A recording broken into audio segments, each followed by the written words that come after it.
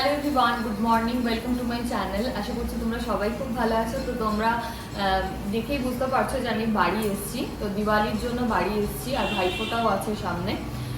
তো আজকে তোমাদের সাথে আমি শেয়ার করবো দিওয়ালির ব্লগ। তো দিওয়ালির দিন আমরা কি করছি, জাস্ট ঘরোয়াভাবে সবাই কীভাবে টাইম কাটাচ্ছি সেটা তোমাদের সাথে শেয়ার করবো। তো সকালবেলা পপিন্সের ব্রেকফাস্ট হয়ে গেছে, এখন আমরা আমাদের ব্রেকফাস্ট বানাচ্ছি। তো আমি আজকে বানাচ্ছি পনির স্যান্ডউইচ। তো চলো পনির স্যান্ডউইচটা বানিয়ে নিই।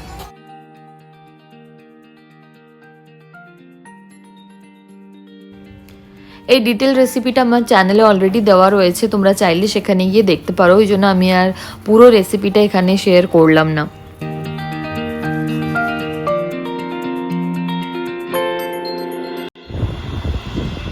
কিরকম হয়েছে বলো?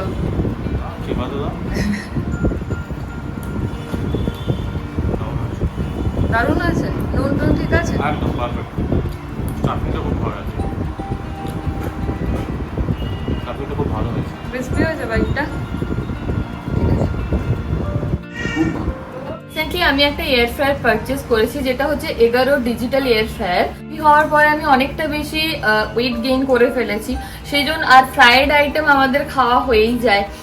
সেই জন্য ভাবলাম যে এরকম একটা এয়ার ফ্রায়ার যদি থাকে তাহলে কিছুটা হলেও হেলদি ওয়েতে সবকিছু তৈরি করা যেতে পারে। এয়ার ফ্রায়ারে তোমাদেরকে একটা রেসিপি তো আমি বানিয়ে অবশ্যই দেখাবো। চলো এটার ফিচার্স গুলো দেখে নিই। তো তোমরা দেখতেই পাচ্ছ, এটা দেখতে খুবই এলিগেন্ট। এর যে বাকেটটা রয়েছে এটা 4.5 লিটারের। এতে রয়েছে এরকম একটা সাপোর্ট প্লেট, যেটা খুব ইজিলি ইনস্টল করা যায়। 1400 ওয়াটের। এর মধ্যে রয়েছে 360 degree hot air circulation technology. এটার ব্যাক সাইডে রয়েছে এয়ার আউটলেট, রয়েছে এলইডি প্যানেল বা ডিসপ্লে প্যানেল থেকে, আর এই যে সাইড থেকে এয়ার ইনলেট হয়, তো ওপরে কিছু রাখা উচিত হবে না। এখানে রয়েছে একটা ইউজার ম্যানুয়াল, তার সাথে রয়েছে রেসিপি বুক। তো এখানে অনেকগুলো রেসিপি রয়েছে, সমস্ত ইনোভেটিভ রেসিপি। তোমরা চাইলে এগুলো ট্রাই করতে পারো। প্লাস আর মাইনাস দুটো বাটন রয়েছে, এই দুটো দিয়ে টেম্পারেচার বাড়ানো বা কমানো যাবে। আর এদিকে প্লাস মাইনাস দুটো বাটন রয়েছে, এটা দিয়ে টাইম বাড়ানো কমানো যাবে। উপরে তোমরা সবসময় টেম্পারেচার আর টাইম দুটোই দেখতে পারবে। অফ আর অন করা যাবে, আর এম দিয়ে মেনুটাকে তোমরা ক্লিক করে করে চেঞ্জ করতে পারবে। যে রেসিপিটা তোমাদের সাথে শেয়ার করব সেটা হচ্ছে ফ্রেঞ্চ ফ্রাইজ। আমি ফ্রোজেন ইউজ করছি। প্রথমে এখানে আমি অ্যালুমিনিয়াম ফয়েল স্প্রেড করে নিচ্ছি, যাতে করে পরে ক্লিনিংয়ে সুবিধা হয়। এবার ফ্রাইজগুলোকে আমি দিয়ে দিলাম, আর অল্প করে অয়েল আমি স্প্রেড করে নিলাম। তোমরা চাইলে এখানে স্প্রেও করতে পারো। এখানে 20 মিনিট টাইম আমি সেট করে দিচ্ছি ফ্রাইজের অপশনে গিয়ে। এটা অটোমেটিক নিয়ে নেবে 20 মিনিট টাইমটা, আর 20 মিনিট পরে একদম ক্রিস্পি খুব সুন্দর ফ্রাইজ রেডি হয়ে এসছে। আর একদমই মনে হচ্ছিল না কি এটা দোকানের নয়, একদম ফ্রেশ আর প্রচন্ড বেশি ক্রাঞ্চি ছিল। সিম্পল রেসিপি করে দেখালাম, তোমরা এরকম অনেক আনহেলদি রেসিপি হেলদি ওয়েতে খেতে পারো। তাহলে এটা কিনতে পারো, এটা একটা গুড পারচেস হবে। ডেসক্রিপশনে লিংক দেওয়া রয়েছে, সেখানে গিয়ে চেক আউট করো। লাঞ্চের পরে আমরা সবাই একটু ঘুমিয়ে পড়েছিলাম। এখন প্রায় সন্ধে হয়ে গেছে, আর পপিন্স ঘুম থেকে উঠে ইভিনিং স্ন্যাক্স খাচ্ছে, ও উপমা খাচ্ছে এখন। এখানে আসার পরে আমার রেস্ট কিন্তু খুব ভালো মতনই হচ্ছে, তার কারণ পপিন্স বেশিরভাগ সময়টাই মায়ের কাছে থাকছে। আর এখন সন্ধেবেলা আমরা একটু বাজি পোড়াচ্ছি। সন্ধেবেলা আমি, অর্ঘ্য আর দাদা তিনজনে মিলে বাজি পোড়াচ্ছি। অন্যদিকে মা পপিন্সকে নিয়ে দাঁড়িয়ে রয়েছে, আর পপিন্স এগুলো দেখে খুব অবাক হচ্ছে, কারণ ওর কাছে এগুলো সব কিছুই নতুন। আমি দাদাকে ওদিকে বলছি যে বেশি রং মশাল পোড়াস না, কারণ ওগুলোর থেকে খুব একটা বাজে গন্ধ বের হয়, যেটা একদম নেওয়া যায় না। বাজি পোড়ানো শেষ, এবার আমি রেডি হচ্ছি, আমরা সবাই রেডি হচ্ছি ঠাকুর দেখতে যাব বলে। আমাদের বাড়ির থেকে একদম কাছেই আমাদের পাড়ার প্যান্ডেল।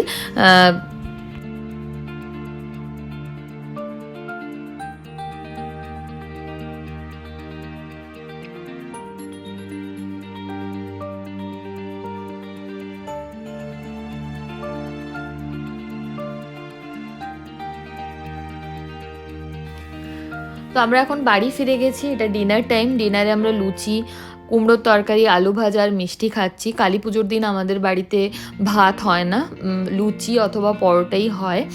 আর এইভাবেই আমার দিওয়ালিটা কেটেছে। আমরা খুব এনজয় করেছি, ঘরোয়াভাবেই কেটেছে। আর আমি আশা করব তোমরাও তোমাদের দিওয়ালি খুব ভালোভাবে কাটিয়েছো।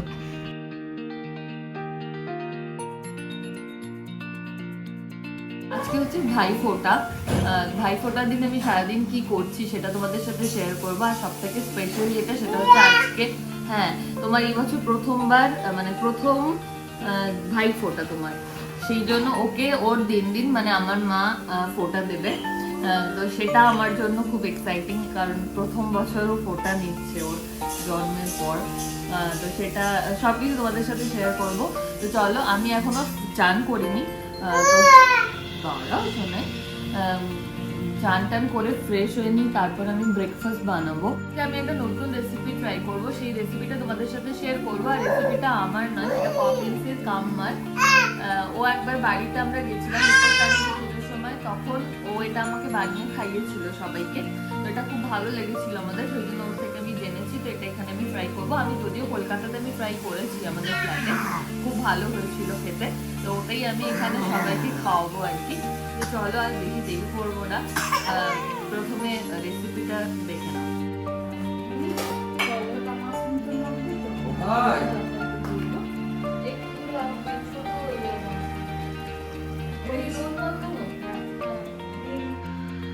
প্রথমে আমি কড়াইতে একটু বাটার দিয়ে দিচ্ছি। এরপর আমি এখানে কেটে রাখা পেঁয়াজ আর রসুন দিয়ে খুব ভালোভাবে ভেজে নেব, হাই ফ্লেমে ভালো করে এটা ভেজে নেব। এরপর আগে থেকে কেটে রাখা মাশরুমগুলো দিয়ে ভালোভাবে ভেজে নেব। এই সময় একটুখানি নুন দেওয়া যেতে পারে, তাহলে মাশরুম থেকে জল বেরিয়ে যাবে আর সেদ্ধটা খুব ভালো হয়ে যাবে। ঢাকনা চাপা দিয়ে একটুখানি সেদ্ধ হতে দিচ্ছিলাম, এক্সট্রা জল বেরিয়ে গেছে অনেকটাই। মাশরুমটাও মোটামুটিভাবে হয়ে গেছে। এরপর আমি এখানে অ্যাড করছি ময়দাটা দিয়ে খুব ভালোভাবে নাড়াচাড়া করে নেবো মাশরুমের সাথে।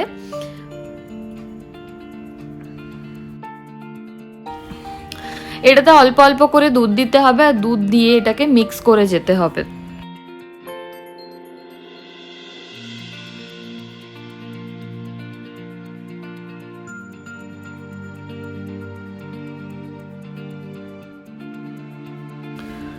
এরপর এখানে অ্যাড করছি অরিগ্যানো আর চিলি ফ্লেক্স, দুটোই আমি আন্দাজ অনুযায়ী নিয়েছি। এরপর এখানে সামান্য একটু দুধ আর একটু অ্যাড করব আমি, তার কারণ আমার মনে হয়েছে কি এটা একটু থিক হয়ে গেছে, কারণ যেহেতু ময়দা রয়েছে এটা আর একটু থিক হবে ঠান্ডা হয়ে গেলে।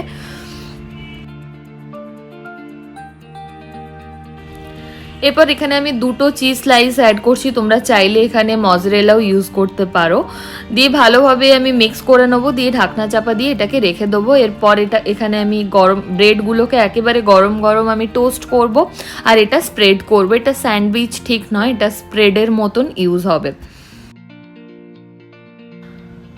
প্রথমে মা আমার মামাকে ফোঁটা দিয়ে নিচ্ছে, তারপরে পপিন্সকে ফোঁটা দেবে, তারপরে আমি আমার দাদাকে আর ভাইকে একে একে করে ফোঁটা দেবো।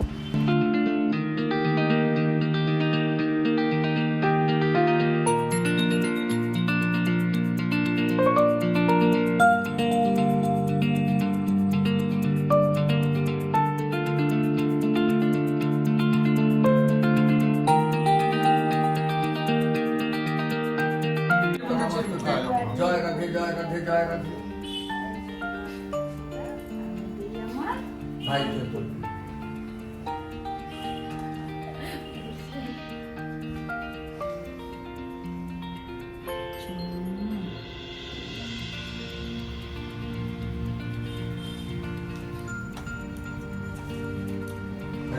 हरे कृष्ण कृष्ण कृष्ण हरे हरे, हरे राम राम राम हरे हरे। हे कृष्ण करुणा सिंधु दीनबंधु जगत्पते, गोपेश गोपिकाकांत राधाकांत नमस्ते।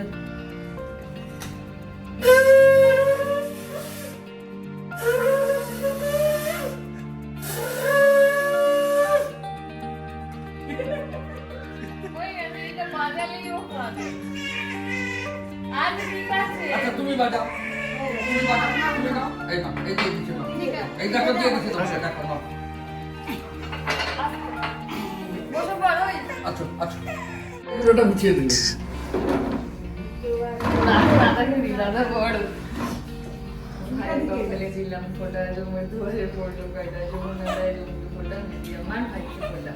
একবার করে দিই না তিনবার? ও দাদারটা কমপ্লিট হলো। তোকে প্রণাম করার দরকার আছে? আশীর্বাদই কর। দে।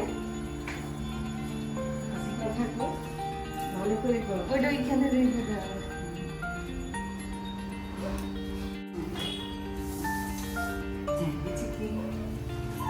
ভাইয়ের কপালে দিলাম ফোঁটা।